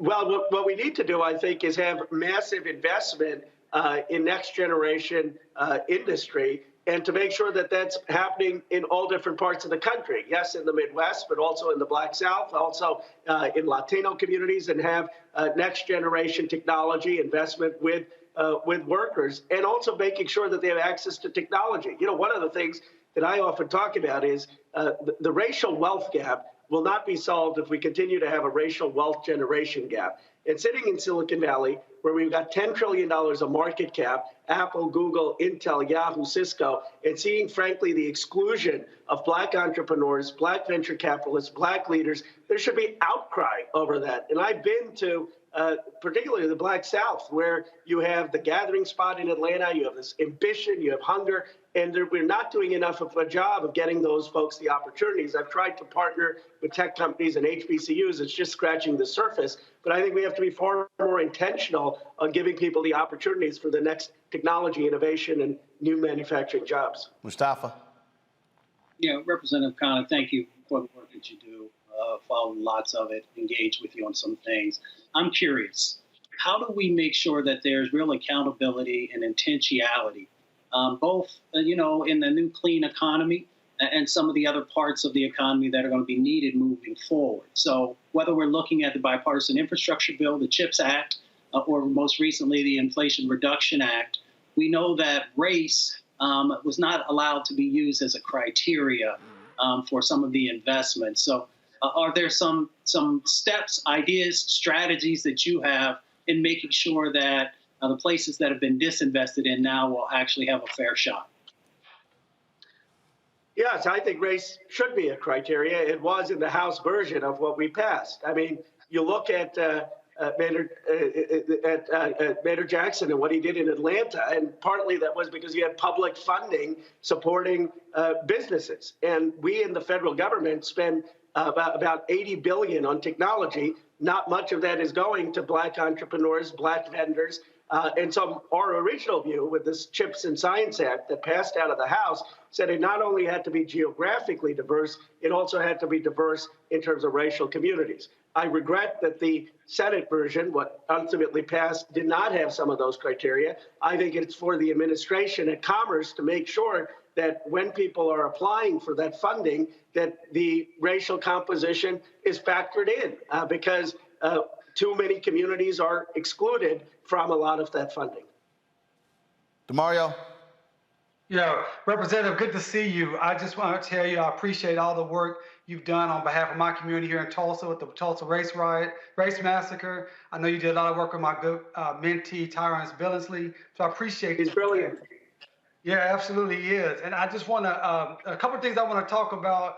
One bill that is Representative Hank Johnson, which is House Bill 3466.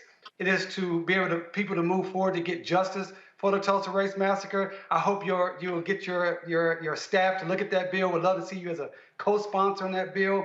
And another issue that we're working on here based out of Oklahoma, but impacts hundreds of thousands of Black people throughout this nation, are Black Native Americans who've been disenfranchised for their citizenship from the Creek, Chickasaw, Choctaw, Seminole nations. And they've been excluded for billions of dollars in federal funding and benefits because of that. Congresswoman Maxine Waters has been working really strong with us. Also, Congressman Danny Davis. That's another issue I would love to talk to you about more in depth with your committee, your staff, and hopefully you can help us on that. So as you continue to go across this nation and talk about equity and justice, Black Creeks, Black Cherokees, Black Seminoles, Black Choctaws and Chickasaws, and the Black people of Tulsa are still waiting for justice. I appreciate that. I'm happy to get on Hank Johnson's bill. I really admire what Terrence is doing because obviously what happened in Tulsa was deliberate sabotage of the Black community succeeding. That's what it was, basically jealousy and envy that led to that. And he's trying to create a tech economy there and saying, look, we have to build an economy that can't be sabotaged. And I have tried to help him in making introductions into the tech community. But I'm happy to get on Hank Johnson's bill. I also agree with, by the way, I heard your earlier comments on that horrific racist incident against the volleyball player at Duke. And as someone, I actually transferred from Duke to Chicago, and I know this was 20 years ago, but for this to be still happening today, I mean, it is just appalling. And I agree with you that there should be legal action about that. There should be a police report. We had in Fremont someone who went to an Indian American and started hurling insults, and our DA actually pressed charges against that person. And by the way, being Black is very different than being Indian in this country. It's much, much worse in terms of the racism. And so I agree with you that we have to be far more aggressive on that incident. All right, Representative Khanna, I appreciate it. Your book is called Dignity in a Digital Age, Making Tech Work for All of Us. We certainly appreciate it. Thanks a lot. Thank you. All right, folks, so we come back. What the hell is happening at Florida A&M University? Their star linebacker has been suspended by the NCAA for 4 games. His lawyer says the university screwed up by not advising him properly on what credits to take when he transferred. Also, after last night's story, the Florida A&M band reached out to me, different members, saying they're being treated worse than the football team. Wait till I explain what's happening in Tallahassee. And the university still not giving a credible enough answer to these issues. I'll break that down next in our HBCU Connect segment right here on Roland Martin Unfiltered on the Black Star Network.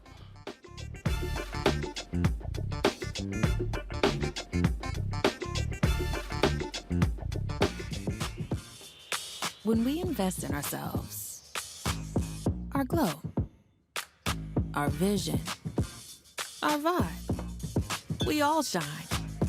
Together, we are Black beyond measure. hatred on the streets. A horrific scene, a white nationalist rally that descended into deadly violence. White people are losing their damn minds. As an angry pro-Trump mob storms the U.S. Capitol, We're about to see the rise of what I call white minority resistance. We have seen white folks in this country who simply cannot tolerate black folks voting. I think what we're seeing is the inevitable result of violent denial. This is part of American history. Every time that people of color have made progress, whether real or symbolic, there has been what Carol Anderson at Emory University calls white rage as a backlash. This is the rise of the Proud Boys and the Boogaloo Boys. America, there's going to be more of this. Here's all the Proud Boys, guys. This country is getting increasingly racist in its behaviors and its attitudes because of the fear of white people. The fear that they're taking our jobs, they're taking our resources, they're taking our women. This is white fear.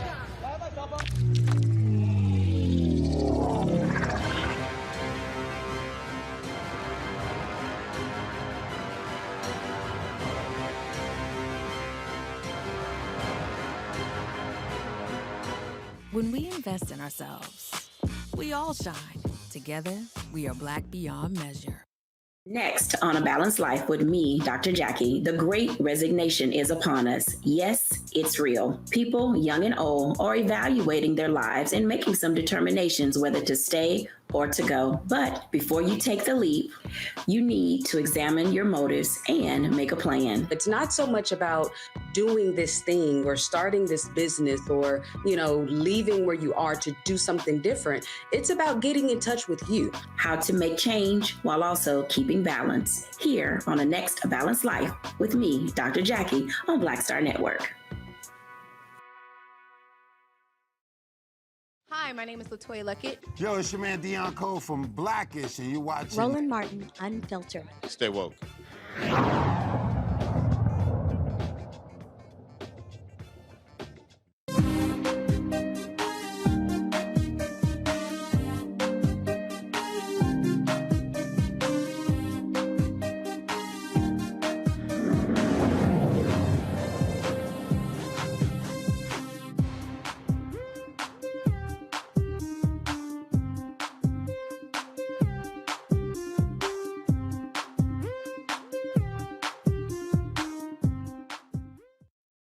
All right, okay, come on.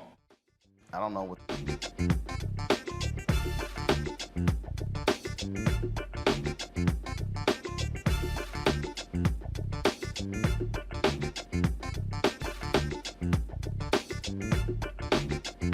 All right, folks, last night we told you about Florida A&M University, some issues that have been taking place with their football team. There were about 26 ineligible players who couldn't play in Saturday's game against the University of North Carolina. Well, the football players released a particular statement laying it out. And so the university then released a statement because the players talked about a fundamental problem they had with being cleared, the process they actually go through to actually to be eligible. And so the players had some damning allegations. The university responded with their own statement. This is what they actually published after the players' letter was released. They said, consistent with FAMU's long-standing commitment to maintaining a culture of compliance and performance with NCAA guidelines, we are justifiably proud of having achieved 13 of our 14 sports programs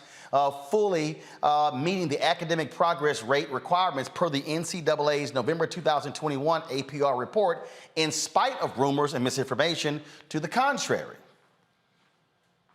Our compliance team, which includes partners from compliance, athletics, academic affairs, and student affairs, has been working diligently with athletics since fall of 2021 to implement plans for the remaining non-compliant program to meet the required APR score and join the others so that 100% compliance is achieved. Okay? All right. After the assessments of spring and summer 2022 academic progress, the compliance team exercised its diligence to complete the certification progress on August 11th before the fall sports season began. There are, as always, tight windows, and beginning on August 13th, waivers began to be submitted to NCAA based on feedback from our coaches. The NCAA subsequently issues its decisions on August 24th, 25th, and 26th, 2022. We are confident that our processes are effective and timely. We will continue to monitor our efforts in this regard and to pursue all avenues to provide an excellent student experience to every athlete. FAMU is committed to upholding high standards and high rigorous adherence to NCAA guidelines. That's interesting because the attorney for their star player, the top player in all of FCS, blasted them today. This tweet went out to the public today that laid out problems. This player, who's a star linebacker, he was suspended for 4 games by the NCAA. 4 games by the NCAA, y'all. And so if we can pull the tweet up, please. 4 games, y'all. Now, according to the lawyer says that he has information that the player was misadvised. This is what it says. Noted attorney Tom Mars tells ESPN he has signed documentation that FAMU star Isaiah Land, the best defensive player in the FCS last year, was advised to take the wrong number of courses this summer. That led to his ineligibility and eventual 4-game NCAA suspension. So here you got FAMU saying, oh no, our system is great and wonderful. We're doing everything good. Well, how in the hell is your star player suspended for 4 games? How? It's your star player. You would think out of all the people you want to have cleared, it's your star player. Now, after last night's report, now the Florida A&M band has been reaching out to me saying they're being treated worse than the football team. But they've said this, they've had problems with members being cleared. I heard from several band members and folks who work with the band who say they have the issue every year. One person said that the upperclassmen have figured the system out, saying they have awful advisors and they are having to teach the freshmen and sophomores what classes to take in order to graduate. Really? Not only that, here you got the Marching 100, which is like the premier. Let's just be honest. The band is bigger than the football team, the basketball team, every other sports team. This is what they laid out to me. They said when they went to North Carolina, they took a 13-hour bus ride to North Carolina on Friday. Then they get there, they had 9 a.m. practice on Saturday morning. Then the band went, no, don't show that photo please yet, y'all. That's not the photo I want to see. Hold on, I'm gonna set this whole thing up, okay? Then they had a 9 a.m. practice, okay? Then they had some other events to attend to. Then they go to the game, perform at the game, perform after the game. Then they said, here they are, tired, sweaty, hungry. They don't go back to the hotel, they have to check out. They literally are changing clothes on the bus. No shower, nothing. Men and women having to change in front of each other. And then they said, when it came time to eat, this is what happened. They had ate at a rest stop, boxed lunches, cold food. Now show it, please. That's one of the photos they sent me. Not a hot meal, a cold meal, sitting at a rest stop. Really? Now, according to band members, remember, it was 10 years ago when the drum major, Robert Champion, was killed due to hazing. And a lot of things were put in place. I was told that the band used to spend 2 nights, Friday night, Saturday night, but after that, they put clamps on the band. That was a decade ago. If you're a 21-year-old kid in the band now, you were 11 years old when that happened. And so why are you putting your premier institution, your face of your institution, going through that? How in the world are you not giving them hot meals? How in the world are they having to perform multiple times to recruit, do all those things, and then got to get back on a bus and travel 13 hours? This is what I was also told by folks there, that for the last couple of years, they've complained, and the president's made clear, y'all keep complaining, then we gonna shut you down. Not only that, I was told that some of the students had housing issues when they got back from North Carolina, that they were locked out of their dorms and they had to sleep in the band room. Apparently, Florida A&M has a housing issue with mold and some other issues. 200 to 300 students have had to live in hotel rooms as a result. I'm trying to understand, really, is that how you're actually treating the individuals? Now, one of the things that's also interesting here is that I was told that President Robinson would not sit down with members of the band to address this issue or the Board of Trustees. This is one of the quotes. The football team gets treated better than the band. We have to do parades before the game. Sometimes they give us an apple and a sandwich. Everybody knows what is going on. This is crazy. This is another quote. Every year we lose a lot of band members. We've learned to work the system ourselves. Our advisors are incompetent. Our advisors are incompetent. Really? Now, this is what stood out to me. A person tells me, the best meal I've gotten since I've been in the band is a Chick-fil-A meal. That's the best meal that I've gotten. I was told the music building is in complete disrepair and the university has not done anything to fix it, mold issues and others. Folks, seriously, Florida A&M, what in the hell are you doing with your premier face of your institution? And I get resources in that, but ain't no way in hell the band should be eating a box meal. No, you have to figure out how to get it done. Now, 280 members of the band, 20 support staff.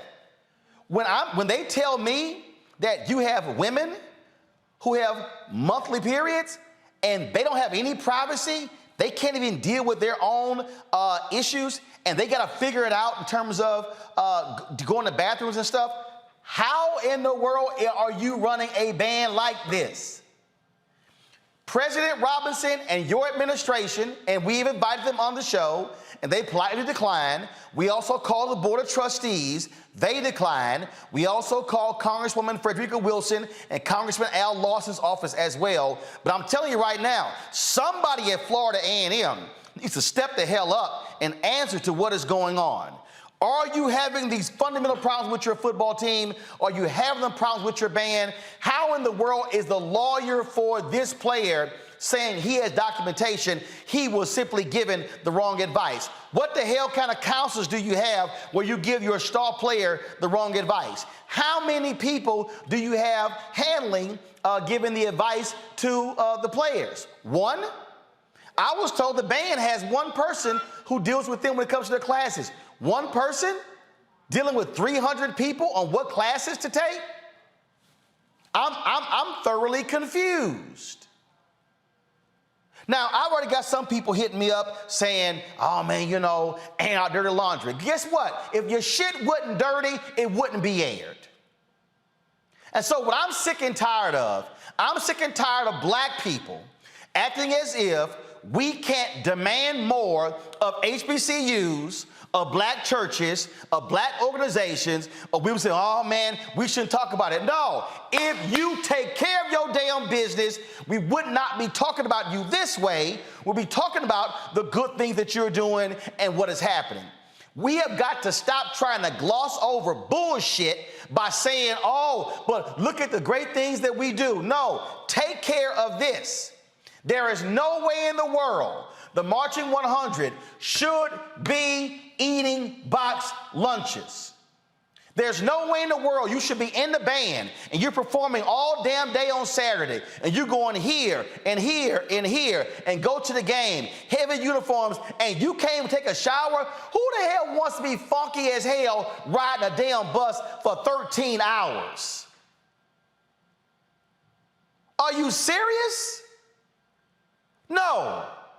Florida A&M, you should be in a situation where they leave the band, they leave the game, go back to the hotel, and they're in a situation where they are able to rest, to shower, and to eat hot meals. That's how you take care of the folks who you're sending out raising money all around the country. Praising them in press releases don't mean a damn thing. Praising them on social media on how great of a job they're going to be doing in the game, that means nothing. It is how you're treating them when they are on the road. And I understand what took place. It was heinous. We covered it, the death of Robert Champion. But you today cannot be holding that over the head of the band today and not have the right systems in place. And his was also shameful with the player who did not get the right advice. Let me explain to y'all what's about to happen, Florida A&M. Ain't no black parent going to allow their star athlete to leave a major program to come to your school if you can't even give them the right guidance on what classes to take. This is a star linebacker who's trying to get to the NFL. Let me explain to y'all how this works. Mario, he knows this. When you are Florida A&M and you play a major game against North Carolina, the scouts are measuring you based upon the competition at North Carolina. When he can't play in a game against North Carolina, y'all are hurting his future in the NFL. And so by doing this, you are hurting future stars transferring to Florida A&M and Jackson State and Bethune-Cookman and to Alabama State and the TSU and the Prairie View and the Grambling. Y'all, I don't want to hear shit about white folks. These are black administrators who are not doing their job. And this is what happens when you fire the AD who balanced your budget and you still haven't explained why you fired him. But we know where he's at. He's a number 2 at Tulane. Now, ain't that interesting? He's a number 2 at Tulane, but he got fired as AD at Florida A&M. Y'all have heard me say this again, and I'm going to keep saying it. I am sick and tired of black institutions talking about, oh, how we're surviving. We must be having thriving conversations. And see, oh, I heard all that bullshit. You went to the white school. Hey, it ain't my fault I went to Jack Yates High School and Texas Southern University was right across the street and they had a school of communications and I was a #1 student in my high school in school of communications and they never recruited me. Prairie View, 50 miles down the road, never recruited me. So you damn right I followed the money at Texas A&M. But what we need to understand is I need folk to stop sitting here saying, send your kid to a HBCU. You got to handle your business if you want our kids to go. And so President Robinson, stop addressing the issue in press releases. Answer the question, is your band being treated this way? Is your band having to ride up on Friday and ride back on Saturday? In a 24-hour period or 36-hour period, they're spending 26 hours on a bus? Are they eating cold food? They can't take a shower? Is that literally how you are treating the Marching 100? Somebody needs to answer this. Somebody needs to confront, and don't say, oh, I'll put it at the top of my agenda. This is going to be a part of our weekly report. No. Leadership says we're getting this fixed in the next 72 hours. Because I'm telling you right now, y'all, I can guarantee you future stars will give second thoughts to coming to Florida A&M. Because if they say y'all ain't taking care of the players now, why in the hell am I going to go? Why am I going to show up on the campus? This is what happens when you don't take care of your business and it goes public. And trust me, I know some of y'all going to be sitting here, hitting me up. Oh, man, you had to go that hard. I can tell y'all right now, I was in the band in high school. I can't stand cold-ass food today. You think I'm going to sit here and march my ass around all damn day at multiple events, then play and march in the game, and all you got for me is a box lunch after the game? You done lost your damn mind. That's not how you are to treat your student body. Florida A&M, President Thompson, do better. Bring my panel in right now. DeMar, I want to start with you. You played at Oklahoma. I'm not even going to remotely compare Power 5, the HBCUs. We know the money is totally different, but I'm sorry. Florida A&M, you can do better than a damn box lunch for your band. DeMario? Things work with a band deal. There you go. You hear me? There you go. All right. Deal. I don't know how it works with a band. This is what I would say, because I don't know much about this outside of what you've stated. I think it's a problem just generally for HBCUs and Deion Sanders talked about this, when you take a team, you have to be on a bus for 13 hours somewhere. I don't think you should take those type of trips in 2022. In 1975 or 1955 maybe, but in today's world, you should be playing in places that are either you can afford to fly there, or you play in a vicinity where it could be no more than an 8-hour bus driving, because that is taxing on anybody. I don't care who you are. And if it's facts that they had to spend 13 hours in a van, not get a shower, not have hot food, that is pretty egregious and atrocious and something that should be rectified very, very quickly. Again, I don't know those facts, if that's 100% accurate, but if it is, that is something that needs to be rectified completely. I talked to multiple sources that are with the Florida A&M band who told me direct. They took a 13-hour bus ride from Tallahassee to Chapel Hill on Friday, got there, had a 9 a.m. practice on Saturday morning with the UNC band, then had a couple of performances for the band, then went to the game, and then when the game was over,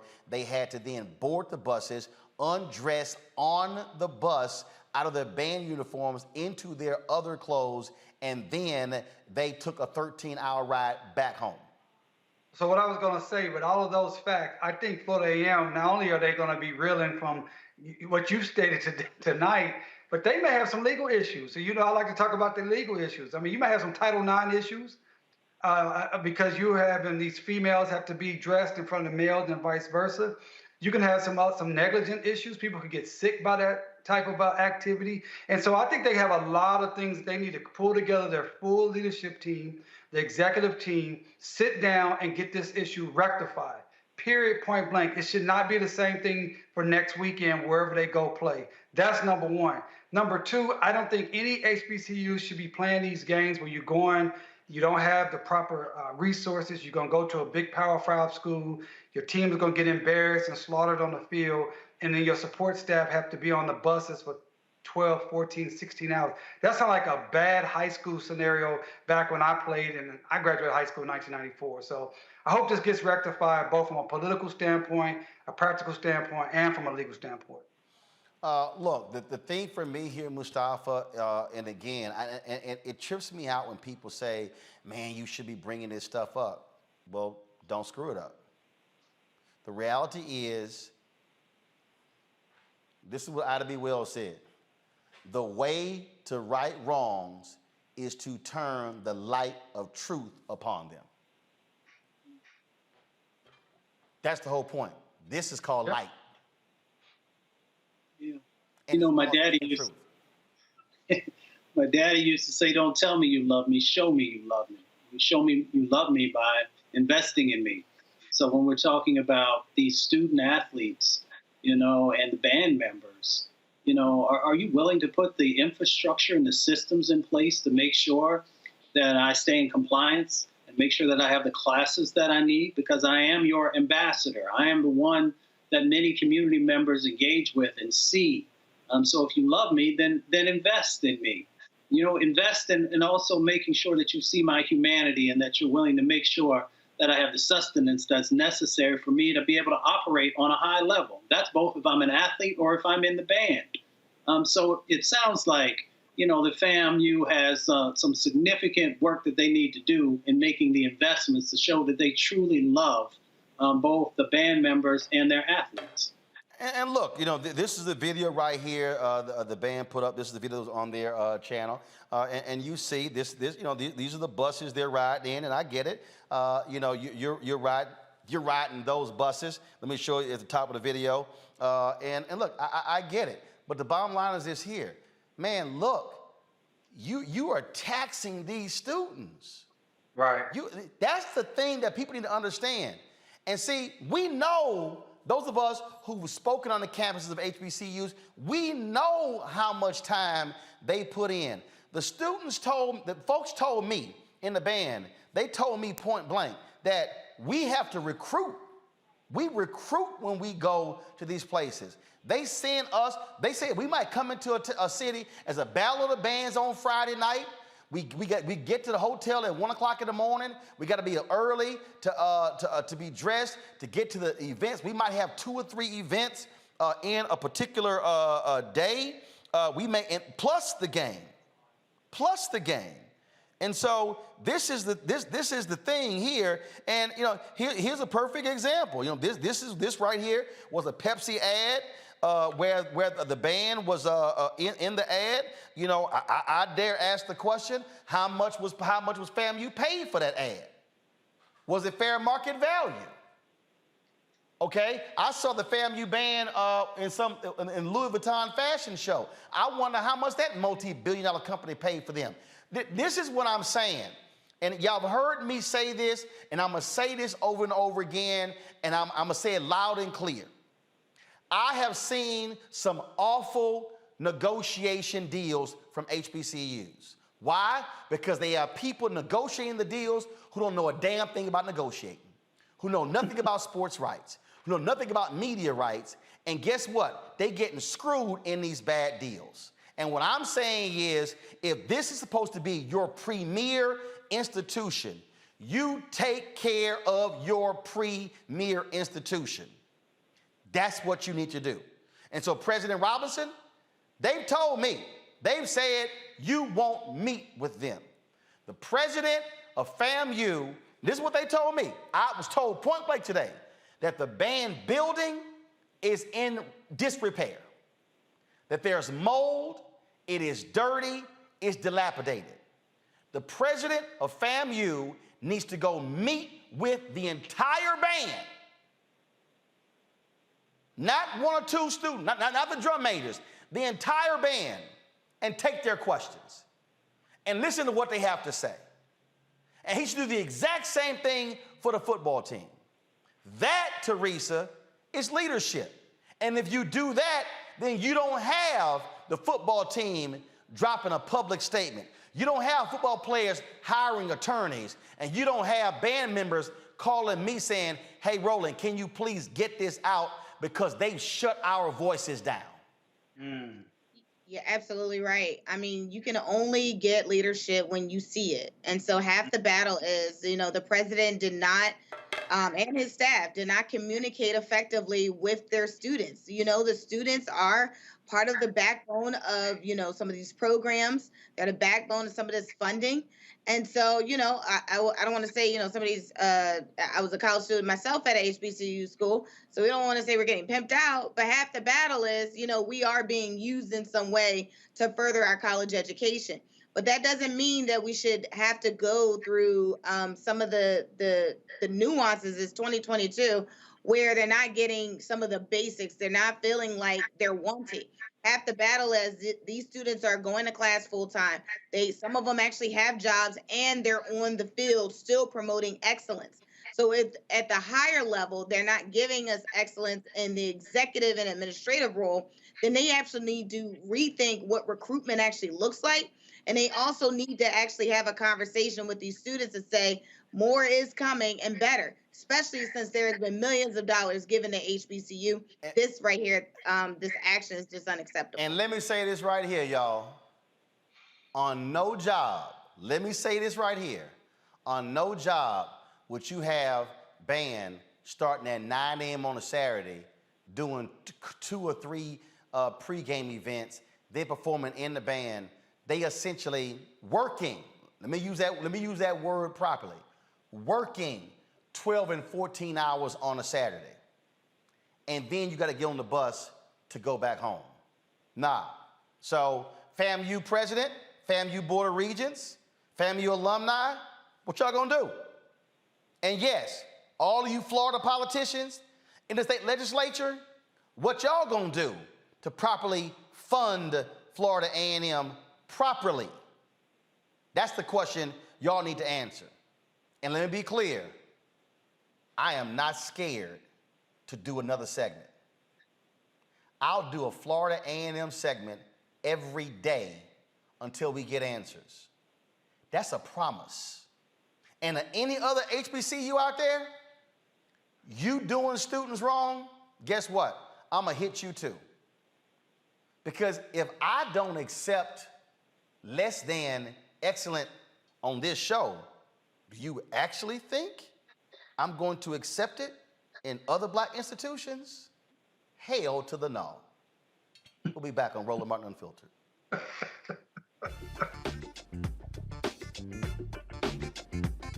Next on A Balanced Life with me, Dr. Jackie, the great resignation is upon us. Yes, it's real. People, young and old, are evaluating their lives and making some determinations whether to stay or to go. But before you take the leap, you need to examine your motives and make a plan. It's not so much about doing this thing or starting this business or, leaving where you are to do something different. It's about getting in touch with you. How to make change while also keeping balance. Here on the next A Balanced Life with me, Dr. Jackie, on Black Star Network.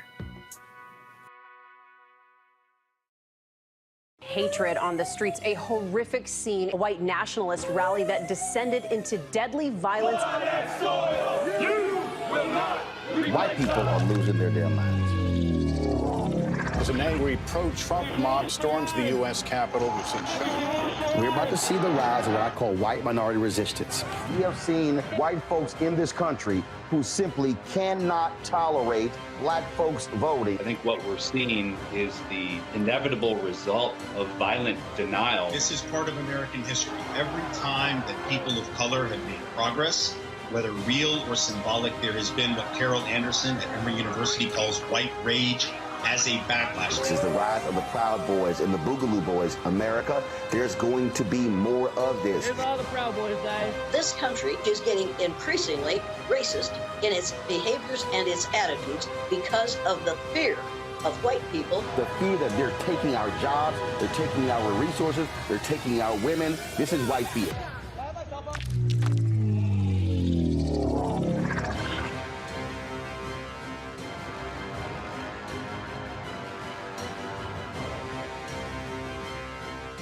Hi, I'm Vivian Green. Hi, I'm Wendell Pierce, actor and author of The Wind in the Reeds. Hey, yo, Peace World, what's going on? It's the Love King of R&B, Raheem Devon, and you're watching Roland Martin Unfiltered.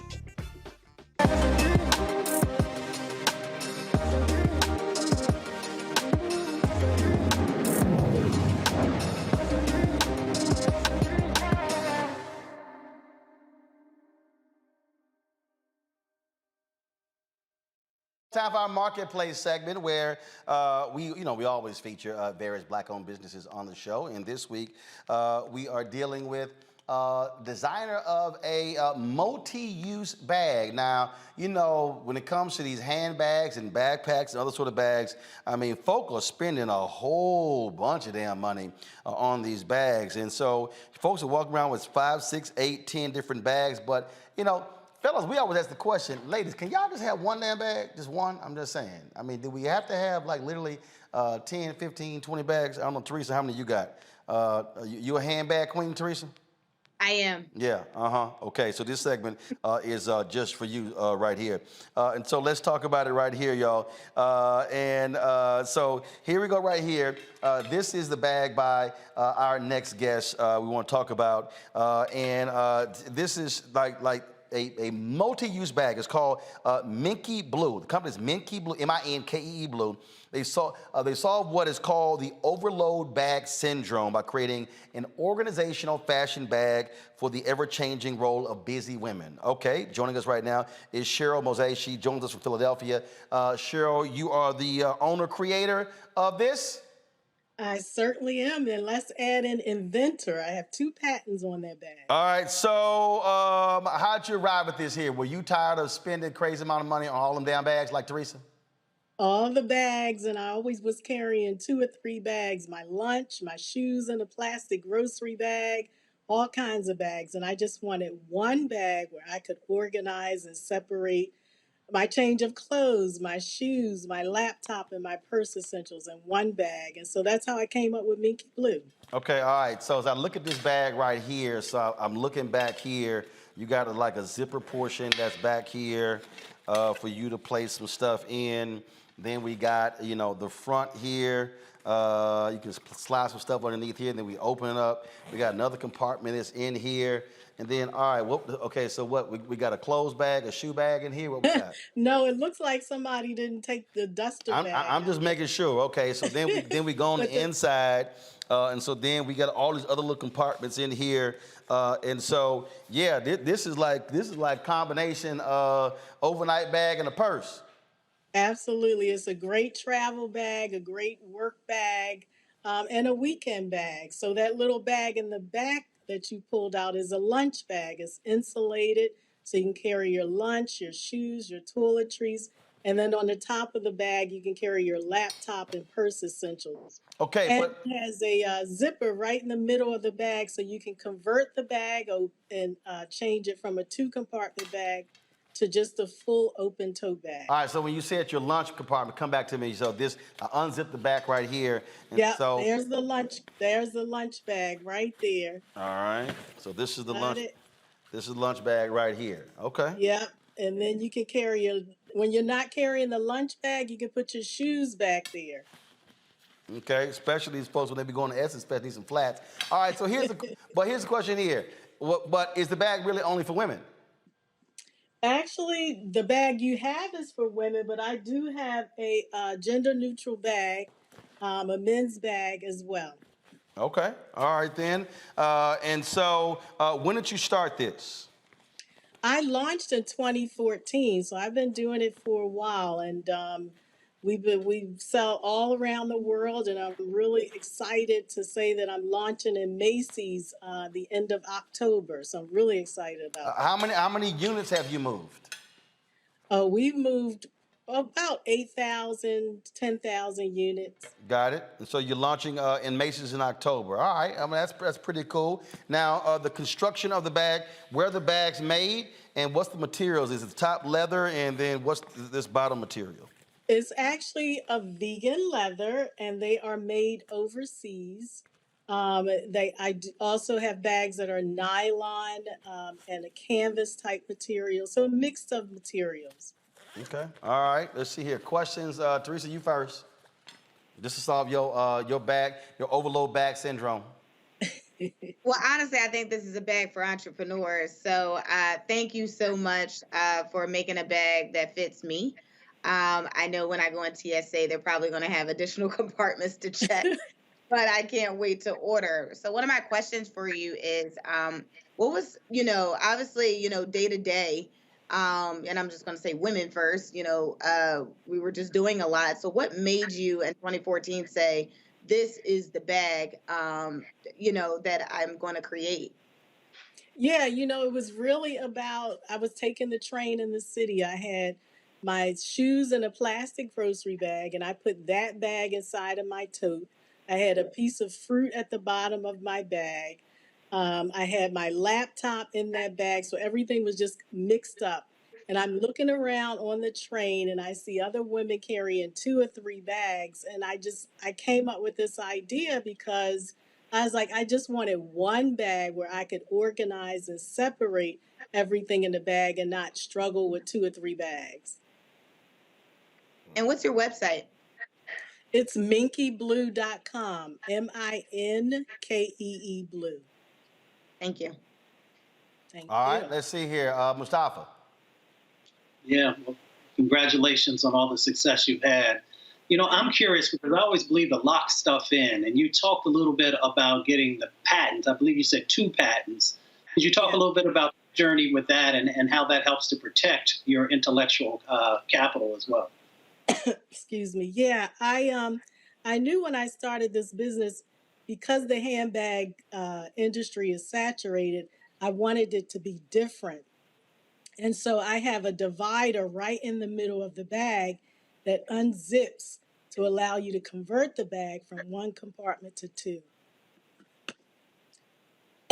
All right, then. So that's the patent. All right, cool. DeMario, what you got? Yeah, I'm same thing Mustafa was talking about. Very interested in the IP patent. And what's your background? And did you invent this yourself? Because you told Roland, "Hey, I'm an inventor too." So did you invent this yourself? Yeah, I did. I invented it. I have a degree in engineering, so it was all about problem solving, the structure of the bag, and yeah, I invented the bag. That's what's up. I just really, I like the way you check Roland too. So I'm a big fan of yours. First of all, she didn't check me, but you used to getting checked, so you know what getting checked feel like. Don't start. Don't start. Hey, I don't know. Hey man, you didn't give it all the smoke to FAMU. Let's talk about Mickey Blue, man. Don't start. Don't start. Calm down, man. Where did the name come from? I'll go in any day on an Omega. Any day. I'm talking to the inventor here. Any Where day. did the name come from? Any day. What is the origin of Mickey Blue? The name? Yes. So I used to run a nonprofit organization where I raised money to help low-income single moms pay for childcare. And when I first started, I designed diaper bags. And I wanted the name Pinky Blue, but the domain was taken. So really, I literally went through the alphabets. I said, Linky Blue, no. Kinky Blue, and I was like, nah, that's a whole nother business. That's a whole different. Yeah, DeMario, he wouldn't mind that business. Look at him. He was like, damn, look at him. You can tell right there. He was like, oh, you should have went with that name. No, you'd have had a whole different set of problems, I think. Yeah. And I just landed on Minky Blue. That's how I came up with the name. Oh, man. Really nice to meet you. Very impressed. Thank you. You too. Thank you so much for having me on. I appreciate it. All right. Again, folks, the website is minkeeblue.com, MINKEEBLUE.com. These are the social media platforms, Instagram, Facebook, and Twitter as well. And so, sure, we appreciate it. Good luck with launching in Macy's in October. Thank you so much. Thank you. All right, folks, that is it for us. Teresa, Mustafa, and Omega Man. We appreciate that. My alpha man, Mustafa. You come on. You always gonna be bookended by real fraternity people, DeMario. That's what happens. So glad to have y'all on the show. Thanks a bunch. Don't forget, folks, download the Black Star Network app, available on all platforms: Apple phone, Android phone, Apple TV, Android TV, Roku, Amazon Fire TV, Xbox One, Samsung Smart TV. And of course, please join our Bring the Funk fan club, where your dollars make it possible for us to do what we do, the travel, the things we're going to be covering this fall, hitting the road, covering campaign events all across the country. Checks and money orders can go to P.O. Box 57196, Washington, D.C., 20037-0196. Cash App is $RM Unfiltered. PayPal is R Martin Unfiltered. Venmo is RM Unfiltered. And Zelle is Roland at RolandSMartin.com. Roland at RolandMartinUnfiltered.com. That's it, folks. I will see you tomorrow. Don't forget, go to our YouTube channel, check out our videos, retweet them, push them out there so we can build up those views. And of course, check out the app as well. Great shows, Deborah Owens Show, Jackie and Martin Show, Greg Carr from Muhammad Daily Show, Stephanie Humphrey, and of course, Rolling with Roland, some great interviews that we have with our various guests. We shot those in LA and Atlanta, so we really appreciate y'all supporting us in what we do. I'll see you tomorrow right here, same time, same place. We keep it real, keep it black, and keep it unfiltered. Holla!